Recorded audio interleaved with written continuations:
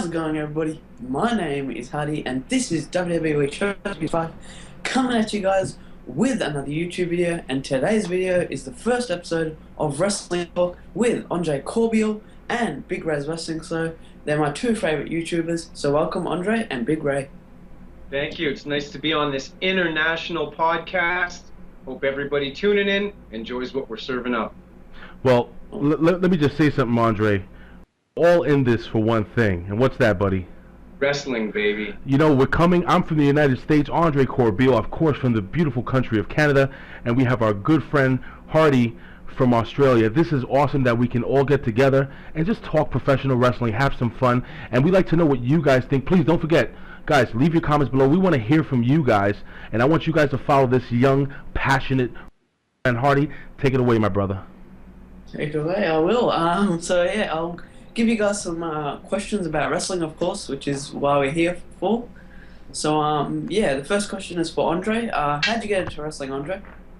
All right. Well, I owe it all to my grandparents, Wanda and Mel, who had one of the earliest satellite dishes available, and they had a nice little ranch, 140-acre ranch. Well, yeah, we'll call it a ranch or a farm / whatever. And every pay-per-view, Royal Rumble, Survivor Series, all of those big pay-per-views, they would invite me out there, and it was a great, great, great time. My grandmother was a Macho Man Randy Savage fan, and my grandfather, he was a Jake the Snake Roberts fan. So yeah, it wasn't what initially got me into wrestling. Initially, it was out west. My parents split up when I was young, so I ended up growing up east and west. So I got to experience Stampede Wrestling, Stu Hart's organization, and IWA, the International Wrestling Association, that's based out of Quebec and handled Eastern Canada. So those were my first tastes of wrestling. My second was AWA Wrestling.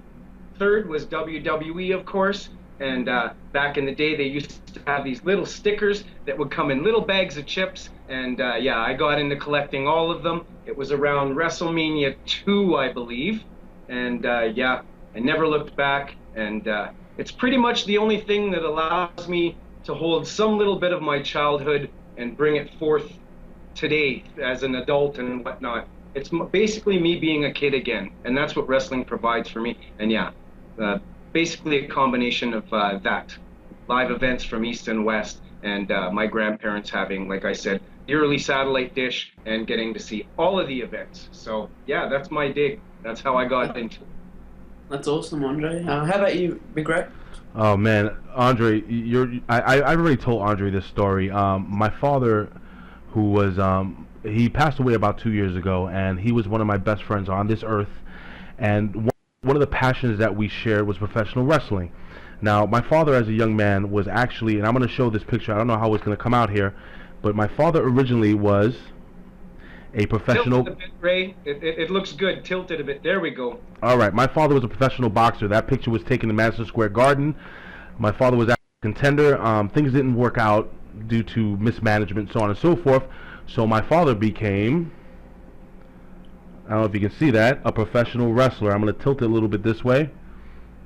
I don't know if you can see that a little bit. Yeah. So, long story short, my father always loved wrestling, and that was, we used to sit down together, we used to watch AWA, NWA wrestling. We used to get the Georgia feed here. Of course, WF at the time. Actually, when I was a kid, it was WWWF, Worldwide Federation, and my fondest memory, I don't remember how old I was, but it was my first trip to Madison Square Garden, and there were a whole bunch of people smoking marijuana and throwing beer bottles. We were sitting in the cheap seats, and I never forget this. It was the night when Bruno Sammartino made his first official comeback to wrestling when he was being interviewed on Piper's Pit.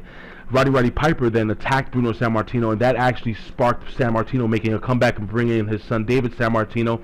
And I never forget this. My father said, and we didn't have cable at the time, and I remember after going to the live event, my father said, you know what, it's expensive, it's dangerous, I'm buying cable. And that's when I started again watching professional wrestling at home. I loved the business. I was able to actually get into OneWrestling.com because when my father passed away, again, I wanted to do something creative, something that's going to make me feel connected to him, and that connection was professional wrestling. I shot a couple of videos and I sent it to various sites.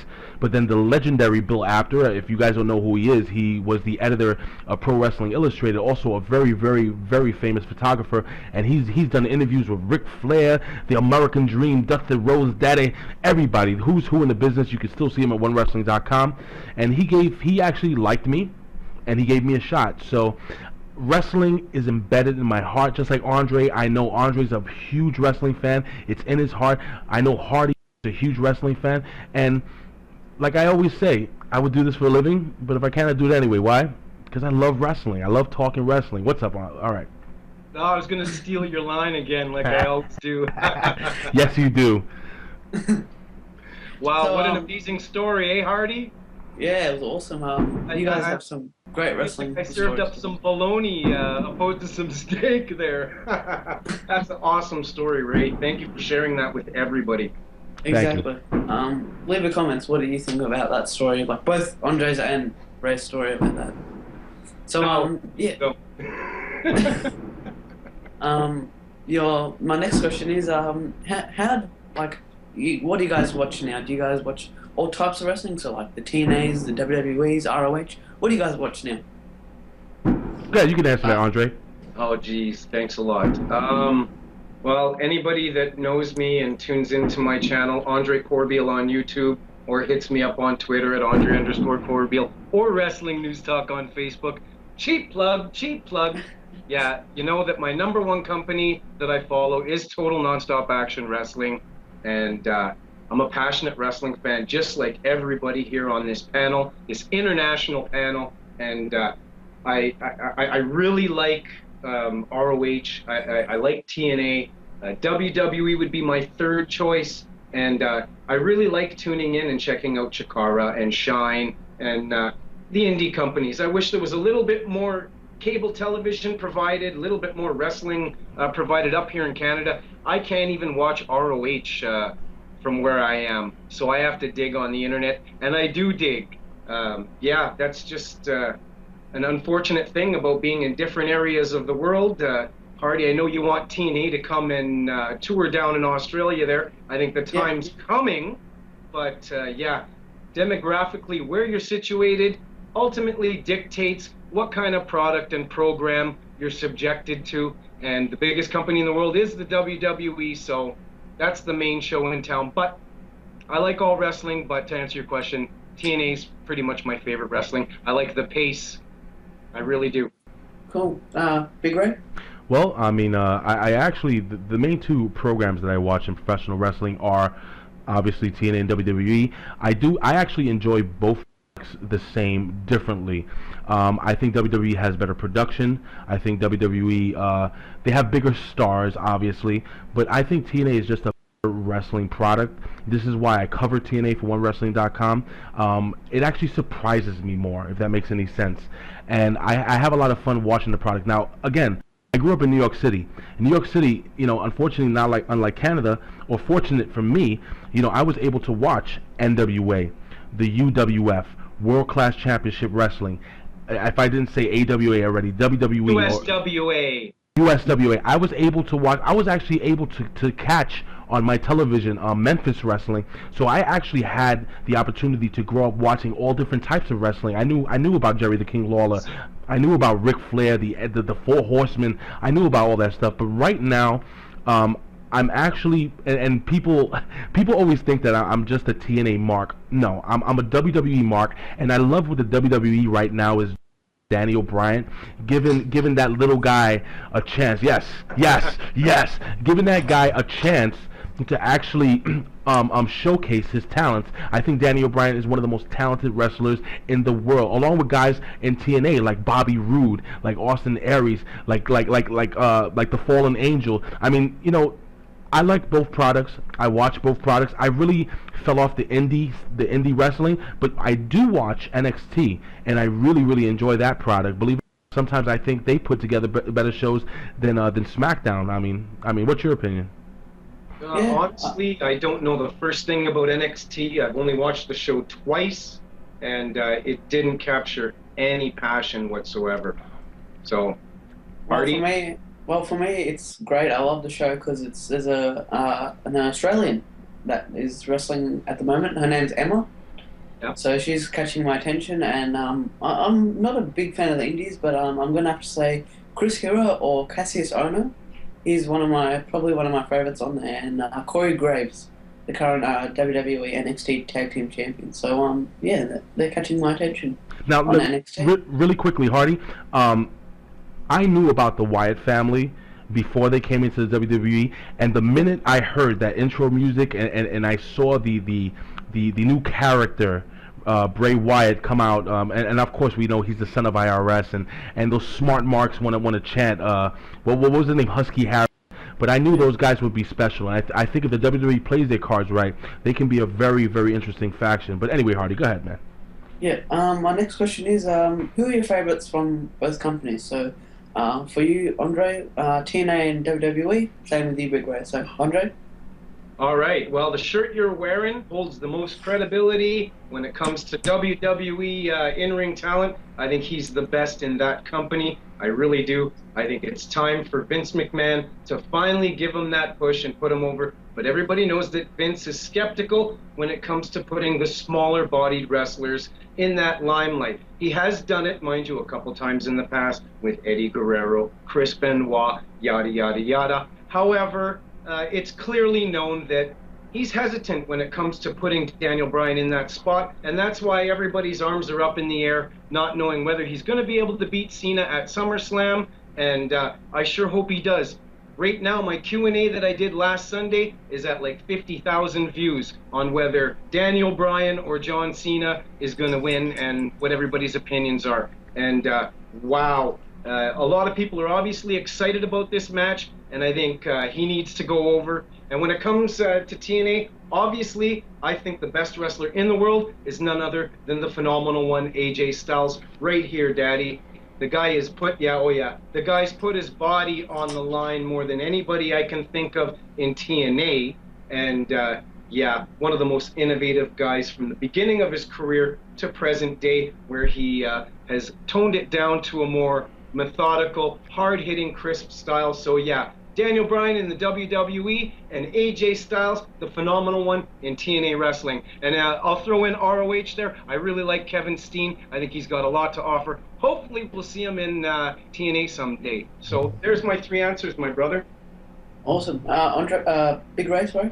Yeah, well, right now, I don't want to copy Andre Corbeil, but I have to be honest with you. My son is a huge John Cena fan, and I actually asked him the other day. I said, Aiden, his name is Aiden. I said, Aiden, who would you want to win the WWE Championship, John Cena, Daniel Bryan? And to surprise, my 5-year-old son wants Daniel Bryan to go over. I mean, Daniel Bryan is a special talent. He's not only great on the mic, he's not only phenomenal in the ring, but he has that, talk about it factor. Now, speaking about it factor, my favorite wrestler in TNA is Bobby Roode. I think Bobby Roode is just amazing. I love him. He's not a high flyer. Bobby Roode is not he's not super flashy, but Bobby Roode reminds me of a better, more athletic Arn Anderson.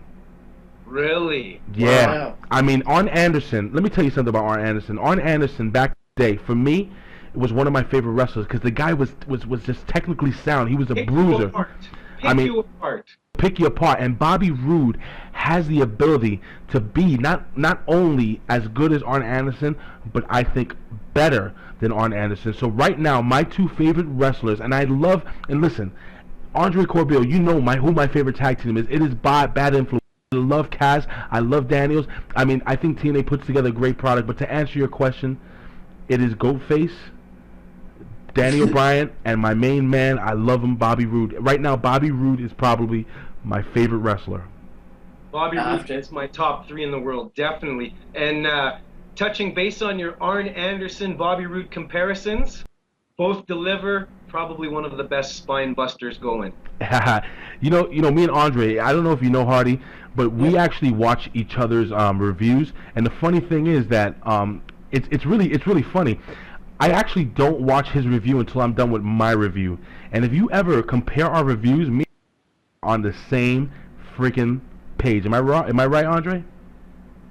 Well, we've been wrestling fans pretty much close to our whole lives. We know how to pick apart nuances. We know how to read things. We know how to react. And there's one comment that a lot of people have been saying, Ray and Hardy, that the wrestling fans are different nowadays. They're not as vocal. They're not as loud. They're not as passionate in the live audience or live arenas, live events, so to speak. And my answer to that is, back in the days, Ray, when we were going to wrestling shows, we didn't have one of these cell phones in our hand for the whole show. And this is why the crowds have become a lot quieter over the years, is because everybody's got a darn cell phone. You can't clap when you're doing this, right? So Right. just a little useless tidbit I wanted to touch base on with wrestling fans and point that out. Comment in the box. Let me know if you agree on that. But yeah, Hardy, what about you? Well, for TNA, I've got so many, but I'm gonna have to go with. I'm probably gonna have to go with Samoa Joe. Nice. I think he's for his size, he can move like a cruiserweight. He's very awesome in the ring, and every time he hits that kick, I mark out. Like the one in the corner kick that he hits, oh, it's awesome. Like he can flip, he can like dive off the ring like Hernandez. Like exactly, he's just awesome. Um, and from WWE, hard question, but it comes down to the Swiss sensation, Antonio Cesaro. That guy, Really, eh? Interesting. I Interesting. I think he is a pure worker, and I think he deserves a big push. Like, I'm a big fan of Daniel Bryan, but I think Antonio Cesaro, number one. The news from like a month ago wasn't very positive for him when there were reports that WWE upper management viewed his style, the way he presented himself, as boring, drab, and bland, which I don't agree with, by the way. What do you guys think in that regard? Well, I think it's Audio completely. plan? I think that's just pure crap because Yeah. every time in his matches I see something new. He's even said it in interviews. I try to put something new in every single one of my matches so the fans like and respect me. So I think it's awesome. If I may, and the fact of the matter is, if they think a guy like Antonio Cesaro is bland, then I would honestly say that maybe a guy like Harley Race would have not gotten over in this day and age. Maybe a Pedro Morales would have never held any championship because he's too bland. I mean, Antonio Bob Cesaro. Backlund. Bob Backlund, forget about that. I mean, I honestly think that Antonio Cesaro is actually a very, very, very great talent. I think he does have charisma. I think right now the WWE writers have to work on what they're going to do regarding his character. I'm not a huge fan of this whole thing with him and what's this guy? Zeb Coulter. Zeb Coulter, right. I'm not a big fan of what they're doing right there. I understand it's a little different. It's a At least different he's kind. not yodeling, Ray. Yeah, when they did that, I said, "Oh, this guy just wrote his ticket out of WWE, or they wrote the ticket for him." But I'm glad they actually. By the way, I love Zeb Coulter. I think Zeb Yeah, Coulter me too. is I do too, yeah. Dirty Dutch Mantel. Artie, real quick, if you don't mind, I wanted to talk about this really quickly. I think in wrestling, the manager is underrated, and I don't see too many managers nowadays. And if you notice, you have Paul Heyman, who's made great strides as a manager over the last couple of months or the last year. You have Zeb Coulter now coming in as a manager. I mean, just really quickly, what's Andre and then Hardy? What are your opinion on bringing back the manager for a guy like Antonio Cesaro that may not be the best on the mic, but obviously is a fantastic talent in the ring? Andre, you first? All right. Well, like you just said, Ray, you're not too crazy over him being paired up with Coulter. So that poses the question that a manager not necessarily amping up somebody's entertainment value always works in that fashion. Think of the days of Bobby Heenan and Jimmy the Mouth of the South Hart. Jimmy ran with things. His guys didn't even have to talk, and everybody knew what was going on. I think managers are crucial for that, and we've kind of shied away from the managerial spotlight where they've been prominent. I guess it was kind of all the divas and the women breaking in and replacing the managers as valets, and then it slowly died down from that point. Moving forward, so the manager isn't utilized enough. I think you were making reference to that. You don't think it's utilized enough nowadays, right? Right, yes, exactly. I agree with that 100%. What do you think, Hardy? Oh, completely agree with you. Nothing to say.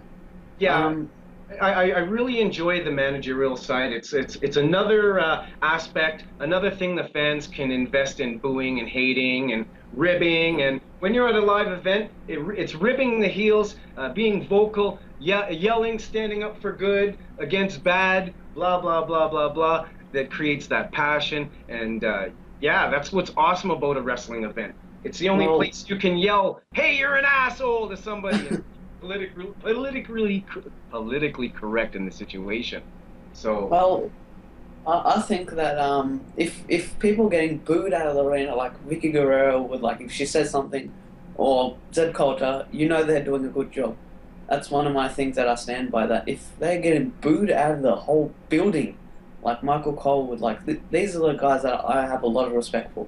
Michael Cole, I think a lot of people underutilize that guy. I think he's a really nice guy in real life. I've never met him, but I think he's a really nice guy. Loves his whiskey and all this stuff that he says in the show. JBL, another person I really adore. Zed Coulter and Paul Heyman. I think these four guys are the four horsemen of the announce and heel kind of faction kind of thing. What do you think about that, Andre? When you mention the name Paul Heyman, I love Paul Heyman. I respect Paul Heyman. I think in modern day he probably is the closest thing to the best manager going. But a lot of people make comments about Paul Heyman should go to TNA and blah blah blah blah blah, and Eric Bischoff sucks and blah blah blah blah blah. Let's go back a bunch of years here and measure things. Okay, ECW was its own brand, its own niche. But a lot of people don't remember that it just survived off of its float fans, off of its regulars. It wasn't bringing in a lot of money. It really wasn't. WCW was up here when it came to bringing in dollars and attention. Look at, you had Jay Leno, you had the mailman Karl Malone, all sorts of big celebrity stars getting involved in the product. So when people make comparisons with Eric Bischoff being an idiot and Paul Heyman being such a great guy, hey, he didn't run his company that well. He did in a lot of ways, and he brought a lot of different assets and aspects to the wrestling game, and I respect him, and I truly love him. That I'm not shitting on Paul Heyman one bit, guys, but I just want to point that out. A lot of people shit on Eric Bischoff and not give him the credit he deserves as a smart, intellectual, cunning promoter. I just wanted to point that out, guys. What do you guys think in that regard? Oh, I was going to ask you, what are your thoughts on JBL and Michael Cole? I've never liked JBL at anything, not even when he was APA. I'm probably going to get a lot of heat from that. I really liked Farouk, Ron Simmons. Yeah. I really liked him.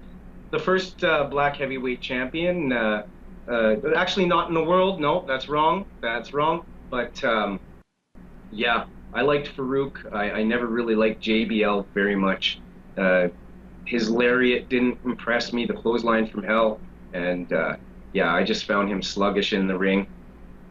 A lot of people are going to shit on me for that, but that's just my opinion. And I don't like Michael Cole one bit. I think he's a carbon copycat of what Vince McMahon used to do. And it's a cheap carbon copy. So sorry, guys, comment below if you disagree with me. Again, everybody's allowed to have their own opinion, and I can respect that. We're all passionate, knowledgeable wrestling fans, and yeah, no opinion is right in particular opposed to the other. So now, right. If I may, really quickly, and I'm not going to spend too much time on this, but I don't like Michael Cole. I never really have. I mean, he is what he is. Now with JBL, I wasn't again a fan of in the ring, but I actually do kind of like him a little bit behind the microphone. I'd rather him be. The only thing I don't like about him is that he kind of goes between being a face and a heel. I think if he sticks to being that heel announcer, he'll be okay. But other than that, they don't do much for me. Anyway, I He's guess we better could. than Taz, Hardy. All right, so agree. I guess we can move on. Go ahead, Hardy. I want to apologize for the brain fart, everybody, but I felt like I really was walking on a high wire there with JBL. I really didn't want to crap all over him too much there. And yeah, sorry for the brain fart, everybody. I never was a fan of him. I never was. Um, also, I'm not sure if you guys saw, but Impact Wrestling, they put a YouTube video just a couple of hours ago about this person coming on August 1st. I'm not sure if any of you guys have seen it, but who do you guys think it is if you guys have seen the video? So, Andre? Take it away, Ray, because this is news to me. One of my subscribers mentioned it earlier today, but I haven't had the time to check up on it because I had things to do. Do you know anything about this, Ray? I actually do know about it. It's funny because obviously I was busy all day and I hadn't had the chance. It's funny. I had the opportunity to go on YouTube and take a look at the video, and I didn't get a chance to do it. So I don't know. I honestly don't know. And you know what, Andre? This is what I do like about TNA. I've always said this. I felt WWE is a little predictable at times, yes. and I love the fact that TNA Wrestling can actually throw that curveball or give us that swerve. Do I know who this person is?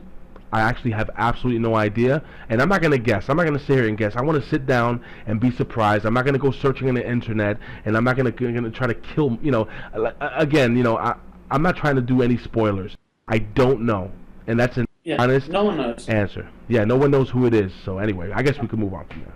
Alright, my next question is, recently, Doc and Terra got released from TNA, and I was just wondering, it's two questions in one, but what are your thoughts on Doc and Terra? What do you think they're going to be doing in their lives now?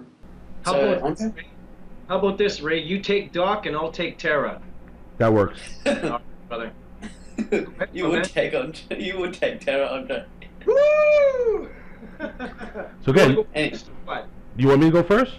That doesn't matter. All right. So number one, I think it was kind of weird how they released Doc when they were actually making a part of the story. It is what it is. What happened happened. My personal opinion as Doc as an in-ring performer, honestly, I don't think he gets enough credit for his in-ring ability. I think he's actually pretty decent.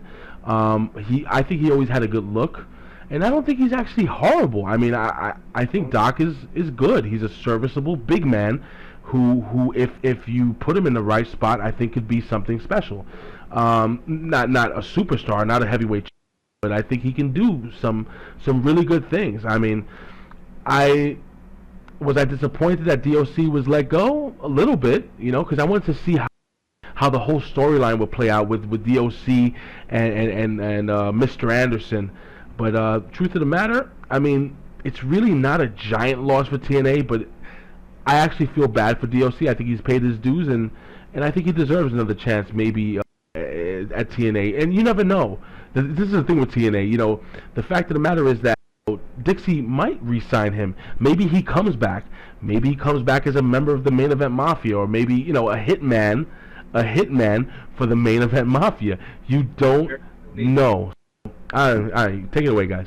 It's just like Velvet Sky when she departed, and everyone was like, "Oh my God, what a huge loss for the Knockouts division." She was back a half a year later, and we got Terrell thrown in the mix to replace her, and blah blah blah. So yeah, Tara, she has a restaurant in Chicago, Illinois called the Squared Circle, and apparently it's a nice restaurant and it's doing very well.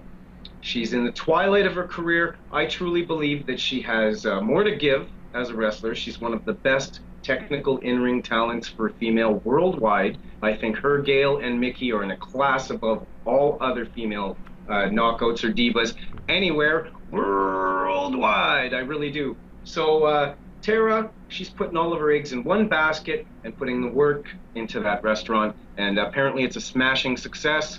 My buddy Ken O'Kevin says that the food was good, the atmosphere is good, and yeah, good for you, Tara.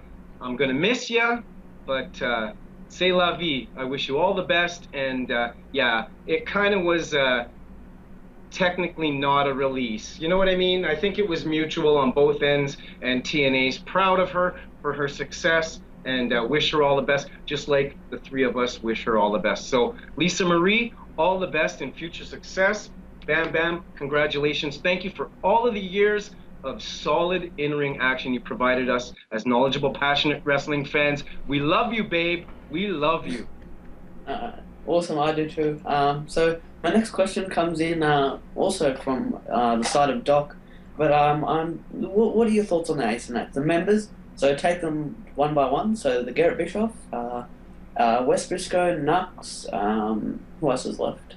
Devon, Mr. Kennedy, and Mr. Anderson, and Bully Ray, the president. So Andre, you want to start off?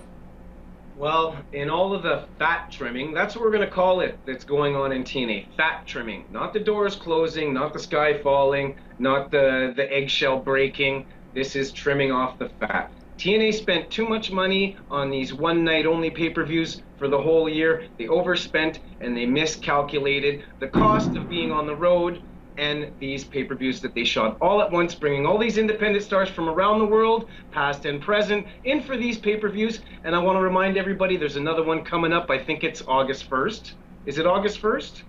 I think so. August 1st or 5th.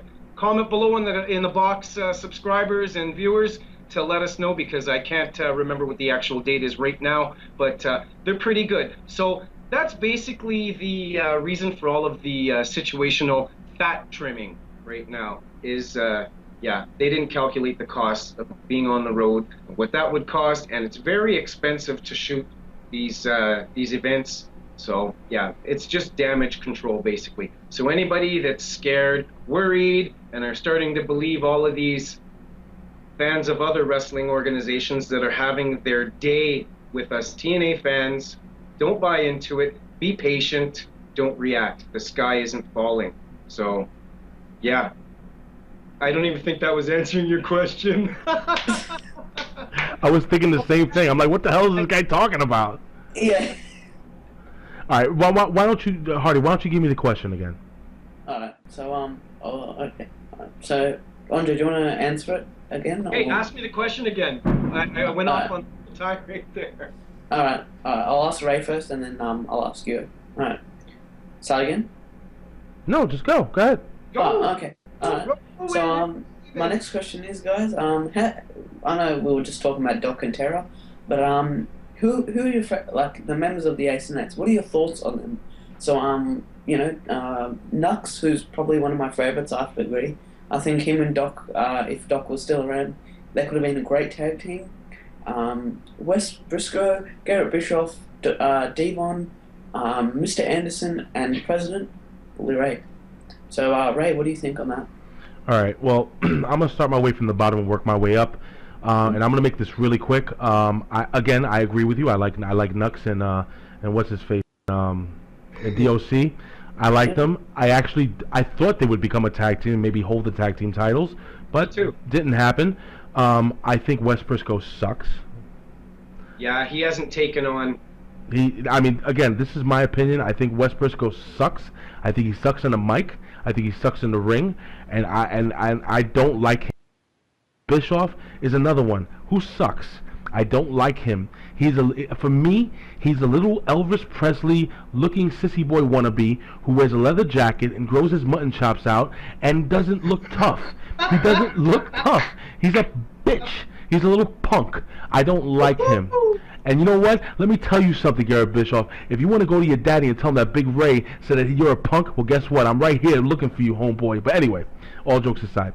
Big Ray on the explicit tip. Party Malhotra.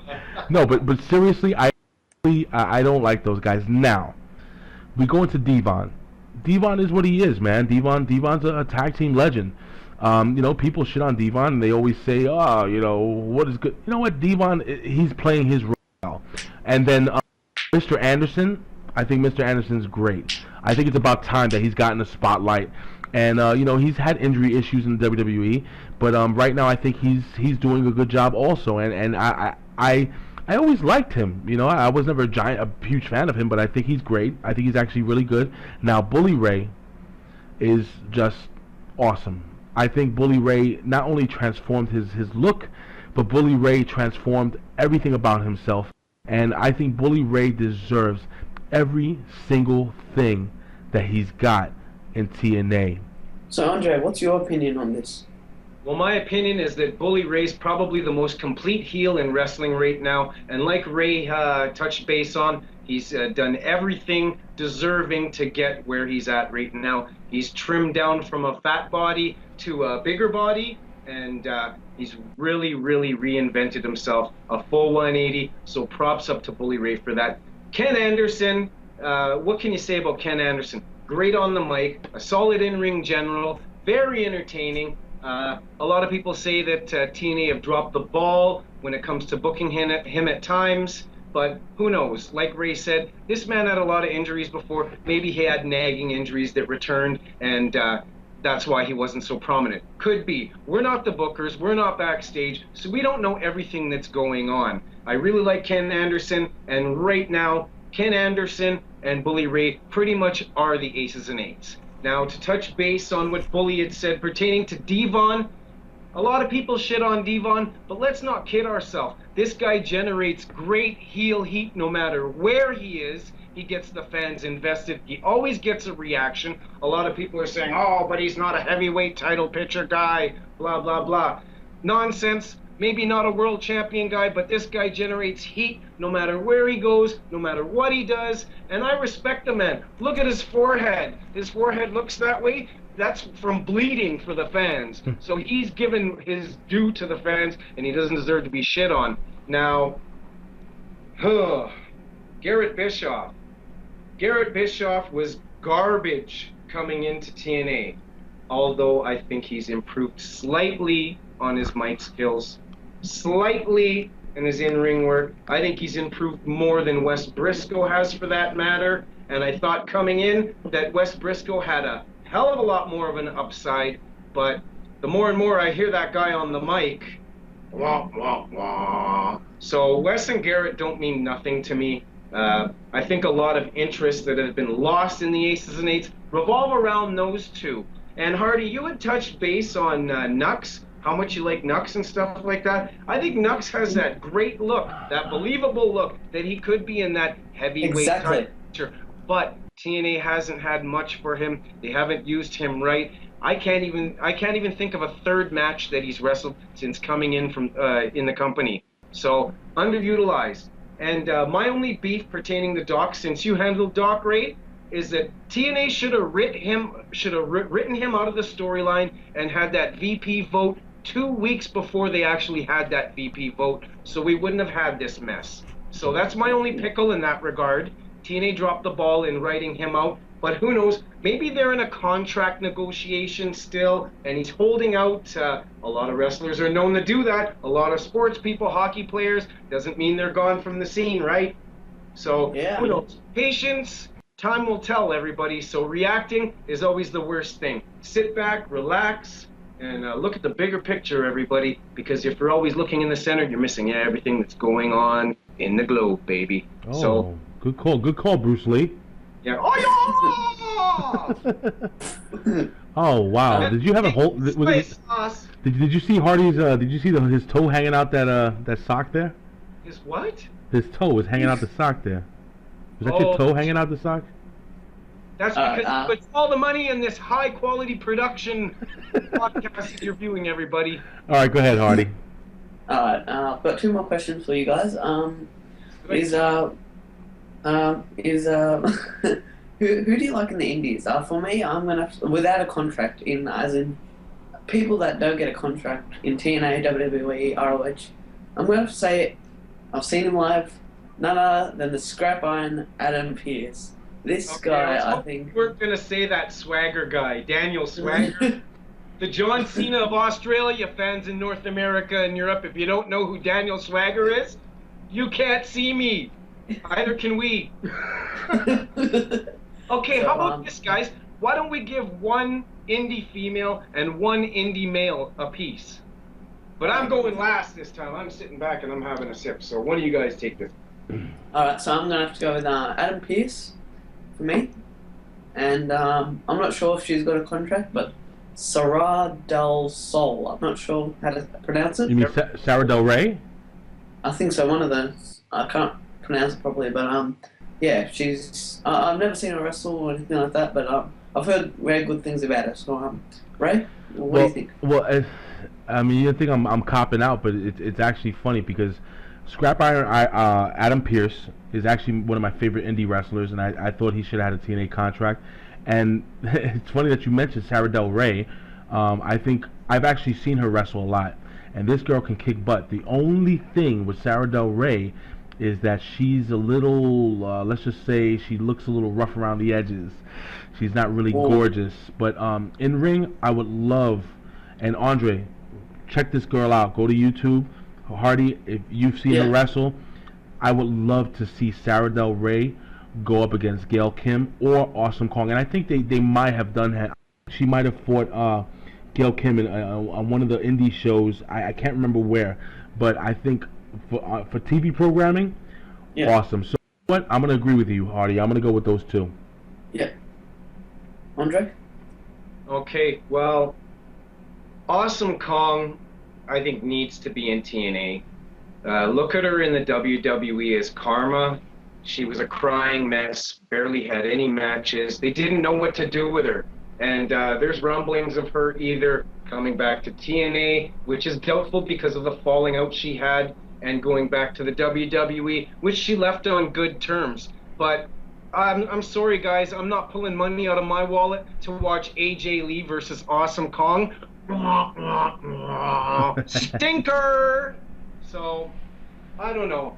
There's a lady in Shine Wrestling called Radiant Rain. I'd really like to see her come up to TNA Wrestling. She's pretty, she's good in the ring, and damn, she can play a heel very, very, very well. So, I like her a lot. I really do. And when it comes to the indies, I'd really, really, really like to see... Oh, geez. You can go with Adam Pearce if you want, Andre. No, I don't want Adam Pearce. I think his better days are behind him. What? Former five-time NWA champion. I think he's past his prime, guys. He's out of shape. Yeah, I wanted to see him on the TNA roster as well, guys, because he brings a lot of technical wrestling skill. But let's face it, his run and gut check was sloppy. He didn't look very good. And if we're judging by performance, not status, he didn't deserve to make it. He didn't. That was not a good match, guys. Go back and look at it. It wasn't a very good match. Hold on, Andre. Do you have liquor in your coffee cup? And my answer, Hardy, for a male, would be Chris Masters into TNA. I'd like to see Chris Masters come in. I think he fits like a frickin' OJ glove. Nice and actually, that glove didn't even fit. You kind of quit. It's like a glove. Yeah. You might be too young to get that joke. Yeah, Andre. I don't think Hardy was born. Yeah. Which is pretty cool. But Anyway, had his glove on, so it looked like it wasn't fitting his hand. Trying to hulk his hands up, brother. and just so you guys know, I am a big guy, so I am actually eating right now. I'm starving. So.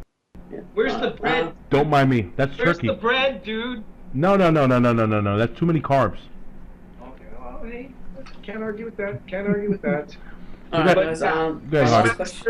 Chris Masters, Radiant Rain, but the way the Knockouts division is, obviously the in-ring quality of the Knockouts division is the best quality female wrestling going, but the cupboards are kind of bare. So I'd like to see a couple more women come in than men in TNA. Dixie Carter said that there is going to be new talent coming in. If you look at her address from the other day, you can go on my channel and hear me read it word for word. It's from the mouth of Dixie Carter. So she did promise new talent coming in. And I'd like to see Angelina Love return. Like I said, Radiant Rain, I'd like to see return. Awesome Kong, man, she's just, wow. She's... Powerhouse.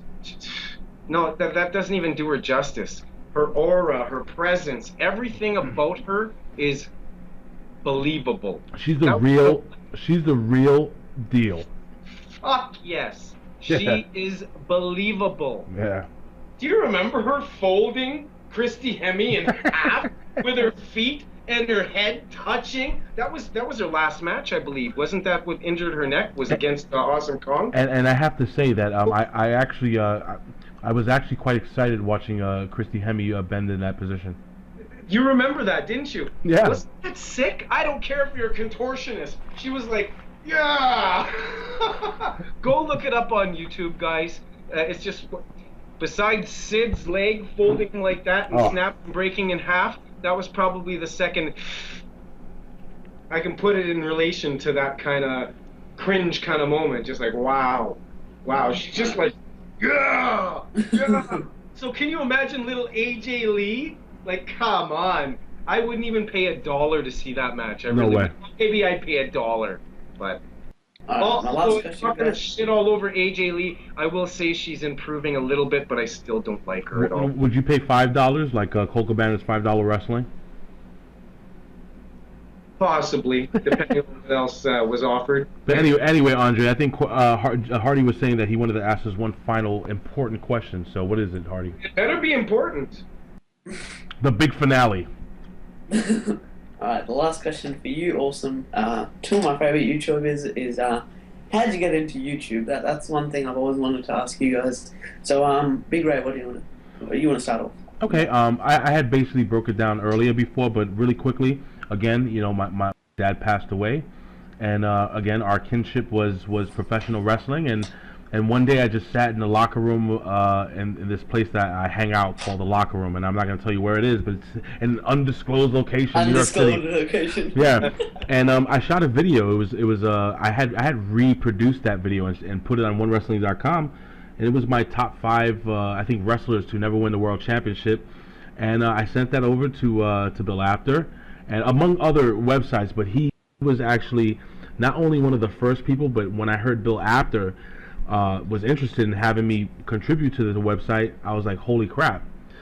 And, little by little, you know, I've got to meet some of the biggest stars in professional wrestling. I mean, I've got to meet Hulk Hogan, superstar Billy Graham, freaking I actually made good friends with a radio DJ here in New York City. His name is Peter Rosenberg. He works for Hot 97, and through him I've actually been able to meet some really cool people, and his best friend is Mark Henry. I've actually, you know, out with him. Mark Henry bought me freaking barbecue.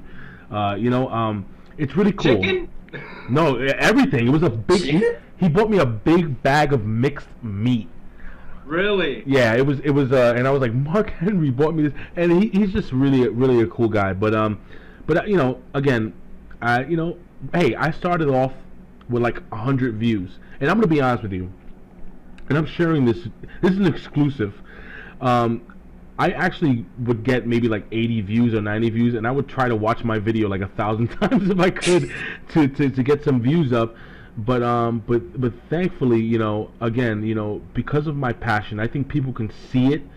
You know, it's real, it's true, it's not bullshit. Personality, brother. Yeah, you ain't faking funk at all. It's not bull. You know what I'm saying? And also with guys, yeah, stop it. Guys with like Andre Corbeil backing me up, and guys like you, Hardy, and just us getting together as a community actually, and working together. You know, I think we can all be successful. That's why we're doing what we're doing right now, to support this young, passionate, awesome, smart wrestling fan who has a really cheap replica belt. And a hole in his foot, or a hole in his sock. And a hole in his sock with a little toe hanging out. But anyway, so basically that's how I got on YouTube. I would have done it without Bill Apter, but it's really nice to have a legitimate wrestling legend backing you up. The Ric Flair of wrestling media, Mr. Bill Apter. Boom, boom, boom. An icon in this community. Like he says, we'll see you at the matches. But anyway, Andre, you go ahead, brother. All right. Well, I've always been an attention whore, so to speak. So it started off early. I used to be a b-boy when I was a teen, and I was a very good hip-hopper. Got really good at dancing. Got discovered by a group called Project Wise. Became their solo dancer. We did all sorts of concerts. We opened up for Public Enemy. We opened up for Canadian rappers, Dream Warriors, Maestro Fresh West. Do you remember Twin Hype, Ray? I do. We opened up for Twin Hype. Dude, you impressed me with Public Enemy, by the way. That was probably still the greatest night of my life, guys, was opening up for Public Enemy. I'll tell you something. I've never experienced a rush, an adrenaline rush, a high better than that, coming out on stage and busting out some moves and hearing that crowd pop. And I think that these wrestlers that love wrestling, I think that's their drug, is the adrenaline rush, the crowd pop. I can't even explain how good it feels when you come out and you are the reason for that pop, the accolade. So yeah, I got into being an attention whore early. I moved out to Alberta when I moved out, and I volunteered at the University of Alberta radio station, 88.5 CJSR, FM 88, all the way to the left on the FM dial. Yeah. So I put my time in there and volunteered, got my own radio show. It was DJ Primetime. What time is it right now? So yeah, 127 in the city, DJ Primetime, 88.5, all the way to the left on the FM dial. If you got a request, you can hit us up on the phone lines at 492-2577. Hit us up, y'all. So yeah, I got into radio. That lasted for 86 weeks. I messed it up. Yeah, we were all a little rowdy and drinking beer in there and blah, blah, blah. I ended up losing my spot. So yeah, anyway, I've always been in a sport. I've shot 2 commercials, one for a bait and tackle store, a fishing shop, and the other for a fashion store called Trendsetters in London. I've seen that advertisement. What did you think of it? I liked it. They're like, we want you to be a crazy European salesman, so I put on the husky, hey everybody, come on down, blah, blah, blah. So yeah. Andre, real quick, is that on YouTube? Yes, it is. Yes. Wait, what do I have I'll link it down below. Andre Corbeil, you know what? Commercial. Hold on, Hardy. Please leave a link below here, because I gotta freaking see this thing. The quality's really bad, Ray, because I filmed it off of the screen, so it's really bright and blah, blah, blah. Andre, story short. I don't care. I want to see this video. Exactly. Oh I'm sorry, I digress. You digress.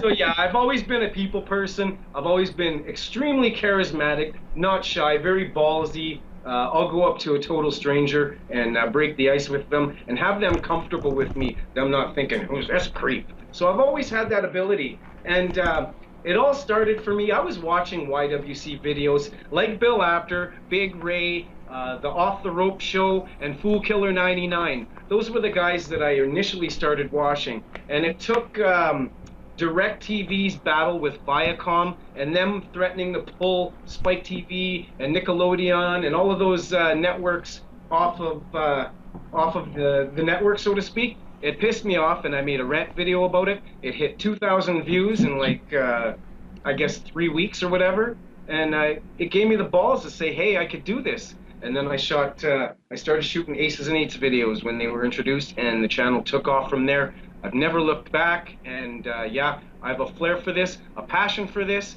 and I really love the interaction, and I love talking wrestling just like my boy Big Ray does, and just like my boy Hardy does. We're all in this for one thing, wrestling. I say it all the time, and I ain't bullshitting, I mean it.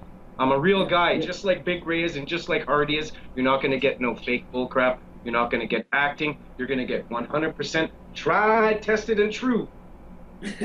Awesome. So Andre and Big Ray, thank you so much for being on the first episode of Wrestling Talk. It's been a great pleasure. So yeah, thanks so much. Hey, are you gonna fade out the show with Men at Work, The Land Down Under? Maybe. I think there are copyright issues. But Andre, before we leave, I want to hear your what you always say at the end of every single video, and that is, we're all in this for one thing. Wrestling, baby. Damn right, baby. We'll see you next time. Hey, everybody. Oh, no, never mind. No, what's up?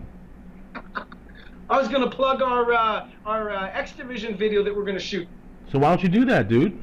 Okay, stay tuned to One Wrestling Video and Big Ray's Wrestling Show, coming probably tomorrow or the day after, as Big Ray and I touch base on the current, past, and present state of the X Division and where it's going in the future. So don't miss it. Hit Big Ray up. And ladies and gentlemen, please subscribe to this channel. Like I said, this guy is a knowledgeable wrestling fan. Like Andre Corbeil says, he is a passionate wrestling fan. Ladies and gentlemen, my main man Hardy, thank you so much for having us on, and we will see you next time here on this channel. Do you come from a land down under?